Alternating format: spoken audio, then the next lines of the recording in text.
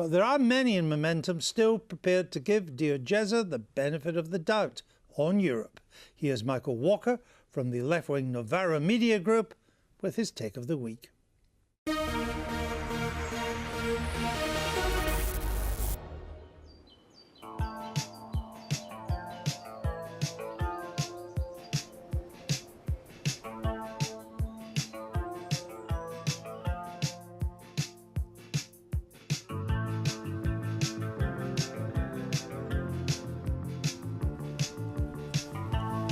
The People's Vote campaign have led the charge against Brexit, but its leaders can't see the wood from the trees. The campaign group have organised impressive marches and got vast media attention, but it's unclear they've persuaded many leavers, i.e. the people they actually need to get on side.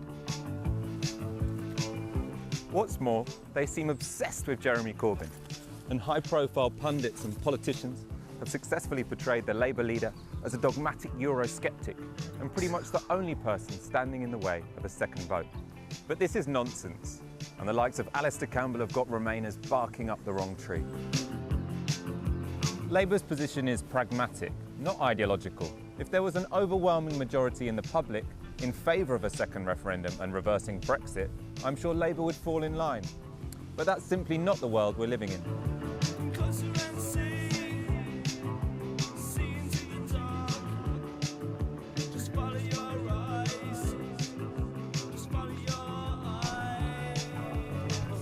The focus on Corbyn is doubly misplaced.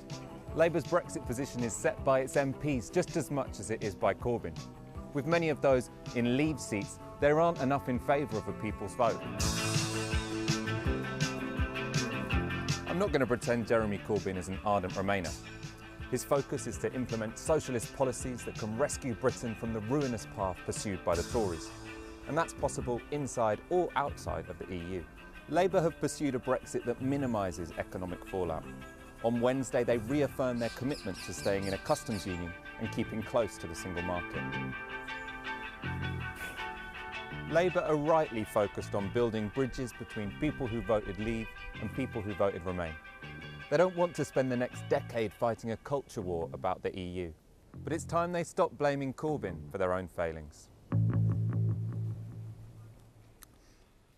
And our thanks to the London Wildlife Trust. Michael, welcome back to the programme. So, Alastair, you're barking up the wrong tree with your campaign for a second referendum. I don't agree. Also, I think you're wrong that we're obsessed with Jeremy Corbyn. I mean, I think Theresa May and Jeremy Corbyn are possibly the two most significant figures within the Brexit debate at the moment. So it would be strange not to be very, very interested in what they think. But I don't think we're obsessed. I think what we are obsessed with is actually trying to, and we are persuading people to come over. But we've taken a hit, partly because I think we were surprised by the way that she, after her big defeat, actually did manage to. I think Theresa May was partly responsible for kind of really battering the people's vote as a concept.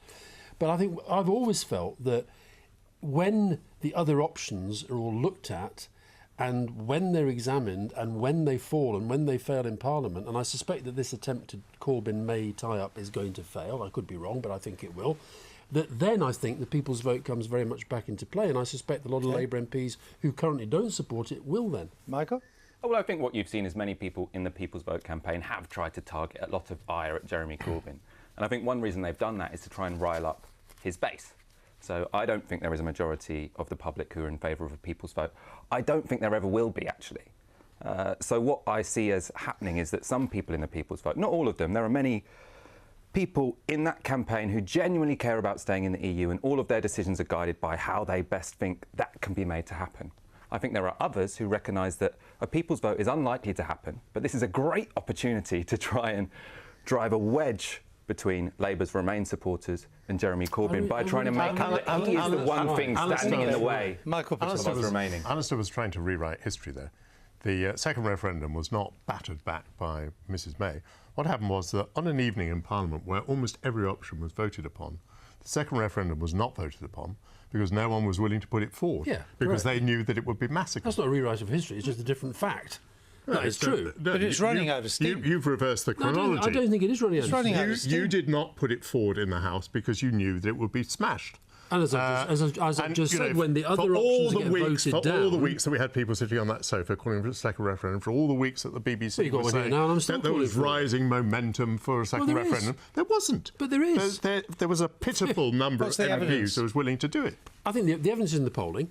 I think also, I agree in Parliament. I do agree in Parliament that if it was put to a vote last week, the people's vote would have been defeated. Anyway, let's not talk about a second referendum. Well, you just raised it. I told you that you'd got your facts wrong and reversed the chronology. No, I that didn't you were reverse trying the to chronology. mislead Sorry, us. no, I'm not trying to mislead you. I gave you one reason Well, why I felt we lost traction. All right, let me we bring- didn't put a vote for very I sensible want to get on reasons. to Michael's point because I think what is very interesting is that, from my point of view, Jeremy Corbyn has at last got himself into a sensible position. Why? Because what he's put forward is probably the middle position in the House of Commons. It is probably a position on which there will be a majority of members of Parliament. It is not a position to which Mrs May can move. Why? Because of the Eurosceptics in the party. Well, a mad party, people who feel things very, very strongly.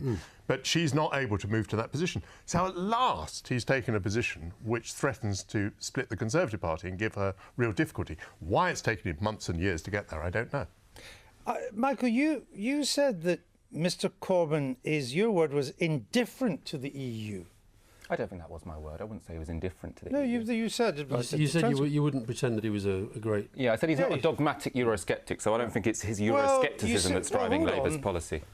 He voted to leave the European Community in 1975. He voted consistently with Tory Eurosceptics in the Maastricht debates. He strongly opposed the Lisbon Treaty. He warned during the Irish referendum on it that it would create, quote, a Frankenstein. What's your definition of indifferent? Well, one, I don't think I did say indifferent in the film, but... Or Eurosceptic? Well, I've said I don't think he's a dogmatic that's the record of a Eurosceptic. Eurosceptic. So let me make this clear. So Jeremy Corbyn's history is as a Eurosceptic. Obviously, I'm not going to deny that. But if you look at his leadership of the Labour Party, he's shown himself to be very, very willing to compromise. Two pieces of evidence. One, he supported Remain in the referendum. I don't think he would have done that if he wasn't leader of the Labour Party. during the referendum. Yeah, but what that showed was that he How wasn't committed is dogmatically... that? Yeah, I don't think he's committed. No, of course. I'm not saying he's a Europhile. He's a Eurosceptic, but I don't think he's that passionate about leaving the EU that commitment is what's driving Labour's policy. A Frankenstein. Well, Frankenstein... Yeah, I mean, I'm not here to relitigate everything that Jeremy Corbyn has said about the EU in the past. Michael, what I'm saying is that some people in the People's Vote, maybe not you, Alastair, I don't want to necessarily put that on you, have tried to make out that it's Jeremy Corbyn's dogmatism, it's Jeremy Corbyn's hatred of the EU, which is why a second vote isn't happening. And I think that's incredibly misleading. Your easiest defence against Andrew is to say that no dogmatic Eurosceptic would have as his position remaining in the custom union and being aligned with the single market. I mean, Lexit, so a left-wing exit, is a legitimate position. It's not one I happen to agree with. But the idea of that is that we leave all of these economic institutions so that gives governments power to intervene in the economy in ways that the European Court of Justice might not be happy with. But Michael, the current proposal does none of those things. I think the current proposal is clearly a compromise which is to try and keep as many of the public on side as possible, to try and keep close relations with the EU so that we don't damage our economy whilst appeasing people who voted leave. It's a compromise position. It's not an ideological one. Is a compromise, you say? Yes. Yeah. which is, I mean, I accept that it is. And I mean, I sort of get the feeling that the letter was slightly written in the hope and expectation that Theresa May will not touch it with a barge pole. Yes. And that's fine by me, because that's another option taken off the table. But there's a couple of points I want to make. The first is that in your film, you suggested that Labour don't want to be talking about Brexit for another decade because they want to get on and do all the other stuff. But if Labour ends up supporting a version of Theresa May's deal, because she hasn't resolved the really big question about what Brexit is going to mean, what sort of Brexit it's going to be, is it going to be a Rees-Mogg type Brexit or a Nicky Morgan type Brexit? Because that's not resolved, we're going to be talking about this for years and years and years. And if he becomes Prime Minister on the back of this, it's going to utterly define his time as Prime Minister. Yeah, but there's no option to that. I was asking Michael. Well, You weren't asking anyone. He asked the question here. Oh, I see. You and I debate. Oh, good. Of course it's going to dominate British politics for decades. I would say decades up to a century. But there's no But we were option going on to that. get clarity. She told us we were going to get clarity. Yeah, She yeah. told us we were going to know where we were going. But what you want, which is to frustrate the will of the British people by remaining in the European Union, I want the British will people to have a also- choice about will whether they also still want to go lead ahead with to this decades nonsense. and decades of controversy. No, I don't think it will, because I think the let public me- will not to do it. Well, that's the Mr. arrogance that got us where we are. Mr. Corbyn was one of the features of his leadership has been to give members a crucial say in Labour policy. 72% of Labour members want a second referendum. What happened to listening to the members? I mean, I think in terms of Not a Labour's universal Brexit position, in terms of what the public want, I think is clear. I think his position is what the public want. It's not necessarily what the members want or what Labour voters but Labour want. policy is meant to be determined by the members. Well, the members want a second referendum. Labour's policy is determined at conference. So there was a conference motion which was passed, and that actually gave the leadership a lot of freedom. And I don't think that was an accident. I think that's because the people in that room recognised that the leadership needed quite a lot of freedom. But that so policy, it's not polling companies. But but that Labour's policy, policy. hold on, that policy was first of all to have a general election. That was the main. It was then other options. If we the don't test, get the that, sixth other test. options would follow, including a second vote. The no confidence vote failed. There's no immediate sign of a general election.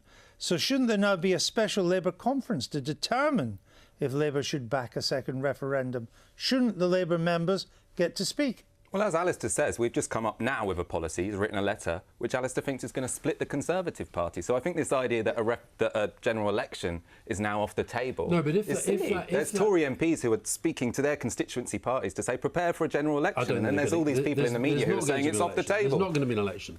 But if that letter gets rejected, if Theresa May says, no, Jeremy, I know what you're up to and I'm not playing this game, where does he go then?